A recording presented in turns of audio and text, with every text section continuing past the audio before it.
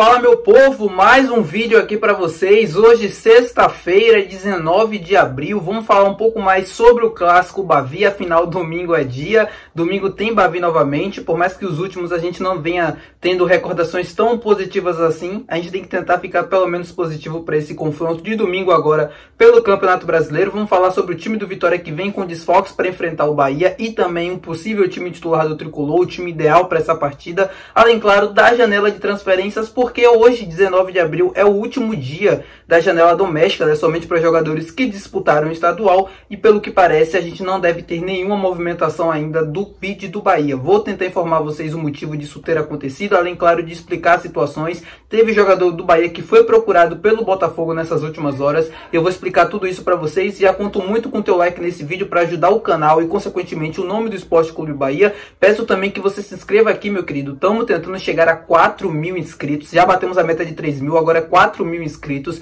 faltam menos de 900 pessoas para isso, e eu conto muito com o teu apoio clicando no botão de se inscrever para ajudar a gente a chegar nessa meta. Meu nome é José Victor, para quem ainda não me conhece, sou produtor de conteúdo aqui do Meu Bahia, e já vamos começar esse vídeo para não perder tempo. Como eu falei para vocês no início do vídeo, semana acabando, domingo é dia de Bavi, terceira rodada do Campeonato Brasileiro, foram aí 5 clássicos, 4 clássicos em pelo menos 30 dias, puxado.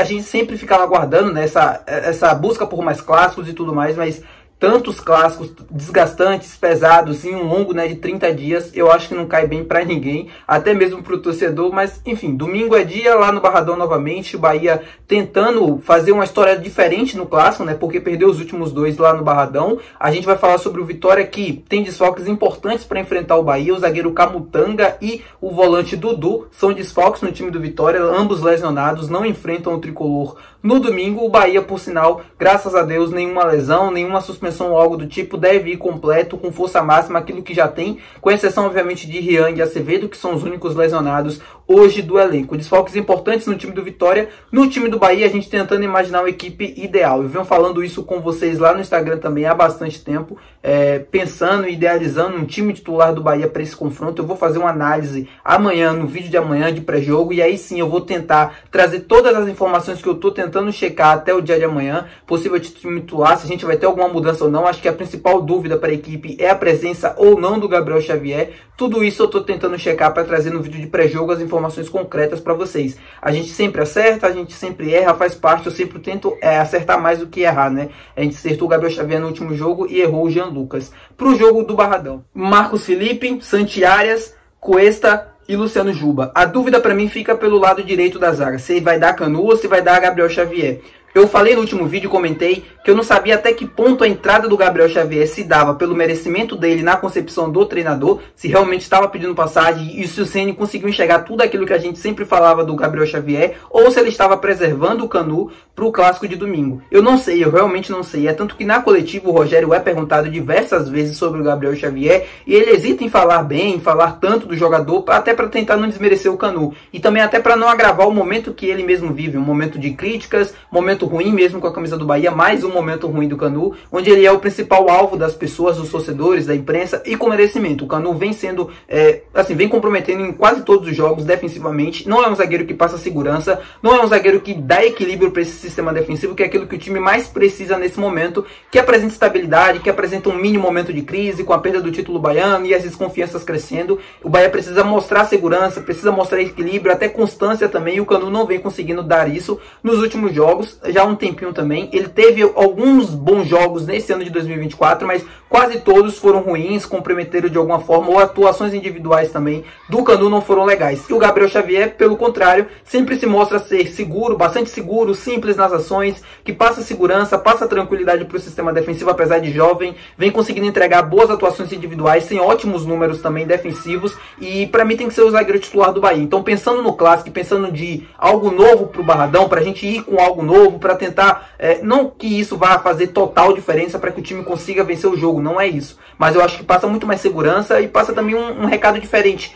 Você está dando uma oportunidade, um grande jogo para um zagueiro que está pedindo passagem. Eu acho que pode ser o mais importante e o mais interessante interessante para o clássico, pensando para o clássico. Como eu expliquei para vocês há algum tempo atrás, a presença do Canu, eu pensava também que era assim, se dava em muitos jogos importantes, em clássicos principalmente, pela questão do jogo falado do Canu. O Canu é um zagueiro que fala bastante, gesticula no vestiário, grita o tempo todo, dentro do campo também é um dos que mais se comunica com o restante do time, e o Gabriel Xavier, nesse sentido, é um pouco mais tímido. Eu achava e entendia que o Rogério preferia utilizar, preferia entender assim, preferia utilizar o jogador por conta disso em jogos grandes. Eu acho que, cara, isso só não é o suficiente para um jogador ser titular. O jogador precisa também se provar dentro do campo. Então, acho que a presença do Canu, ou a saída dele do time titular, é importante para o time nesse momento, até para tentar conseguir aquilo que a gente não teve até aqui na temporada contra equipes qualificadas, que é constância no sistema defensivo, porque o Bahia precisa disso. O Bahia precisa jogar com a bola, e quando não consegue ter a bola, ou quando o adversário consegue recuperar essa bola mais vezes, a gente sempre acaba se comprometendo e se complicando bastante no sistema defensivo. O meio de campo: Caio Alexandre, Jean Lucas, Everton Ribeiro, Cauli. Eu tinha comentado sobre a presença do Rezende no meio de campo. Eu acho que ele não chegou a atuar em nenhum clássico como volante. Todas as outras vezes que ele precisou jogar, ele jogou na lateral esquerda, ou foi expulso no clássico. Nos dois clássicos ele acabou sendo expulso, né? Tanto no Barradão, na fase de grupos, e no da final. Ele não chegou a atuar nenhum como volante. Pensando para o clássico em algo diferente, vocês iriam com o Rezende no meio de campo? Eu tenho a principal dúvida na minha cabeça é essa: se o Rezende pode ganhar uma vaga nesse time no meio de campo, como jogou contra o Internacional. Porque, veja, o Vitória é uma equipe que marca muito forte, se fecha defensivamente, uma equipe que se posta mais atrás, não faz tanta questão de ter a bola, entrega essa bola para o Bahia, obviamente, incomoda na saída de bola e tudo, mas não é obrigação da equipe ter a posse da bola. O Rezende é um jogador de desarme, né? Um jogador para recuperar bolas. Ele protege muito bem o sistema defensivo. É um cão de guarda ali no meio de campo. Em tese, é esse estilo de jogador. Se consegue fazer isso ou não já é outra coisa. Mas ele tem isso como característica. A presença dele no meio de campo pode ser importante para o time, por exemplo, se tiver a vantagem, para proteger o resultado, para ter um pouco mais de segurança ali no meio de campo, para tentar recuperar essas bolas mais à frente. Uma marcação-pressão, por exemplo, pode ser um jogador importante para antecipação ou coisa do tipo. Então, se eu fosse o Rogério Ceni, eu guardaria o Rezende para o segundo tempo. Eu acho que não é jogo para o Rezende. O Bahia deve começar o jogo como foi em outros clássicos, se impondo na posse de bola, ou tentando pelo menos ter a posse da bola e tentando jogar. Vai enfrentar novamente um clima hostil, vai enfrentar novamente um Vitória que deve pressionar na saída de bola, que deve tentar dificultar isso, que deve tentar fazer uma marcação homem a homem para fazer com que o jogo do Bahia não funcione. Tudo isso já aconteceu nos clássicos até aqui, e o Rogério precisa fazer algo novo, pensar em algo novo para tentar, cara, vencer o Léo Condé. O Léo Condé, praticamente em quase todos os clássicos que a gente teve até aqui, com exceção dessa expulsão, né, do último clássico, que eu acho que não foi nem ali a questão do Léo Condé, o jogo ficou condicionado à expulsão. O Léo Condé conseguiu ser superior ao Rogério Ceni, pelo menos nas leituras de jogo, em quase todos os clássicos. Então, é importante para ele mesmo, para conseguir criar algo novo, para conseguir entregar para esse clássico de domingo uma estratégia diferente, mantendo as características, obviamente, mas com pensamento ou com jogadas, tabelas, situações diferentes para conseguir surpreender o Vitória e sair de lá com o triunfo, tá, meu povo? Bom, amanhã, como eu expliquei para vocês, devo trazer uma análise completa da partida e também a confirmação do possível time titular do Bahia para esse clássico. Vamos falar agora sobre o mercado da bola. Como eu expliquei e falei com vocês no início do vídeo, o Bahia teve um jogador sondado pelo Botafogo, lateral direito Gilberto. Tomou um não, né? O Botafogo tomou um não de cara. O Bahia não quis abrir conversa com a equipe carioca. O Botafogo foi atrás para consultar, para saber informações a respeito do Gilberto, se poderia abrir ou não uma negociação de última hora nessa janela, mas o Bahia recusou, já disse que não tem intenção de abrir conversas ou coisa do tipo, porque o Gilberto é um jogador, entre aspas, para o Bahia importante. O Santiago Arias deve ser convocado, está muito próximo disso acontecer, para a Copa América. Ele vem demonstrando, assim, aqui no Bahia ele vem tendo boas atuações, e eu acredito que deve manter essa sequência de boas atuações até a competição em junho, e muito provavelmente deve ser convocado. Se isso acontecer, a gente deve perder o Santiago Arias por um tempinho, ali no meio da temporada, e o Gilberto surge como opção imediata para esse setor. É um jogador que quando chegou no Bahia foi assim, se esperava muito do Gilberto, porque vinha do Benfica, havia sido campeão português há pouquíssimo tempo, tinha disputado uma Champions com o Benfica e foi muito bem, parou nas quartas de final, mas desde que chegou ao Bahia não conseguiu repetir o bom futebol, entre aspas, que teve lá, o bom momento que ele teve no futebol português e na Europa também. E, enfim, hoje é reserva do Santiago Arias, mas muito provavelmente deve continuar no Bahia. O Bahia já recusou e ele não deve sair na próxima janela, obviamente. e deve ganhar oportunidades como titular na sequência na Copa América. O Gilberto deve ser opção imediata e até por isso o Bahia recusou a proposta. Hoje, como eu falei também, é o último dia da janela de transferências domésticas. A próxima janela somente em julho, quando abre a janela internacional, e aí a gente vai ter a possibilidade de trazer novos reforços e também um leque de opções maiores também do futebol europeu. Ao longo dessa janela que está aberta agora em abril, eu procurei trazer diversos jogadores que o Bahia consultou, se interessou, procurou saber informações, o próprio Eric Pulga, Pedro Henrique, expliquei diversas outras situações, como o Gabigol, por exemplo, que nunca fez parte dos planos do Bahia, e entre outros jogadores daí, a não ser o Emanuel Martínez, o meio-campista do América Mineiro, que acabou indo para o Fortaleza, nenhum outro jogador o Bahia avançou ao ponto de mostrar realmente forte interesse, de fazer uma proposta, de chegar junto para fechar com o jogador. O caso do Emanuel, eu já expliquei, era ele ou Depenha, acabou vindo Depenha. O chegar livre, sem cursos, pesou bastante na decisão do Bahia, por mais que fossem jogadores diferentes, né, de características diferentes. O Emanuel é um pouco mais defensivo, mas o Bahia priorizou a chegada do Carlos Depenha, do Internacional, porque chegaria sem cursos e, enfim, é aquilo que o Bahia queria e buscava nesse momento. O Rogério disse, se eu não me engano, na coletiva de um clássico lá no Barradão,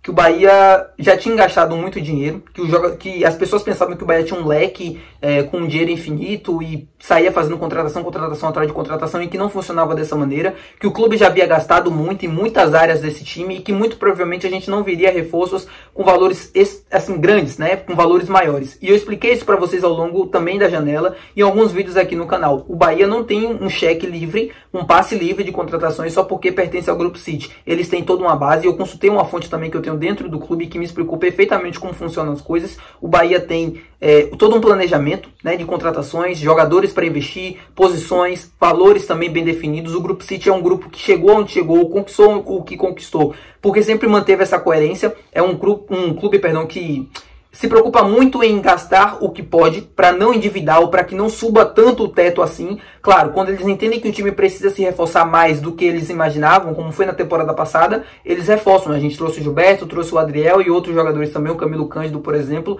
Mas para essa temporada, ou para essa janela de agora em abril, isso não deve acontecer. A prioridade era trazer reforços e oportunidades de mercados, como foi o caso do Carlos Depenha. Não surgindo outra, como foi o caso, isso não vai acontecer. O Eric Pulga, o que eu acho que aconteceu? Eu comentei diversas vezes aqui que eu sentia que o Bahia iria fazer uma proposta, ou que o Bahia ia atrás do jogador porque precisava de um jogador com aquelas características, e o Eric Pulga não era nenhum jogador tão caro assim no mercado, era um jogador acessível. Eu acho que o valor pode ter ficado um pouco mais caro do que o Bahia realmente buscava tentar a contratação dele. Eu buscava tentar abrir, por exemplo, uma negociação. A pedida do Ceará, por exemplo, inicial pode ter sido muito alta, que afastou o Bahia. Não tenho essa informação, por isso não vou tentar cravar, eu não vou dizer nada do que realmente aconteceu, mas a minha sensação em relação ao Eric Pulga foi essa. O próprio Fábio Gomes, da TV Aratu, que era da TV Aratu, né? Ele não é mais da TV Aratu, ele agora é da Record Itapuã, trouxe essa informação num comentário justamente no jogo da Copa do Nordeste. Outros portais lá do Ceará também cravavam a vinda dele para o Bahia, que não acabou acontecendo. O próprio presidente do Ceará informou que o Bahia não tinha feito proposta, como eu expliquei para vocês também. E, enfim, é isso. Decepcionante mesmo com essa janela do Bahia. Esperava mais, esperava pelo menos uma investida em um jogador que gerasse algo próximo a 12, 15, 14 milhões de reais. Esperava mais um jogador, principalmente um jogador de defesa. A gente precisa, principalmente mais um zagueiro, né? Cara, eram tantas posições, eram tantas coisas que a gente poderia reforçar para tentar trazer uma equipe mais qualificada para o Campeonato Brasileiro, mas isso não foi possível. Vamos aguardar e vamos ver na janela de julho, na próxima janela. Aí se vão quase 2 meses, né, que a janela vai ficar fechada e a gente não vai ter possibilidades de contratar ninguém, mas quando abrir será internacional, será com um leque ainda maior de opções. Tá, meu povo? É isso. Fiquem até o próximo vídeo. Amanhã deve ter pré-jogo para vocês aqui do Clássico Bavi. Muito obrigado por assistir até aqui e até o próximo vídeo. Valeu!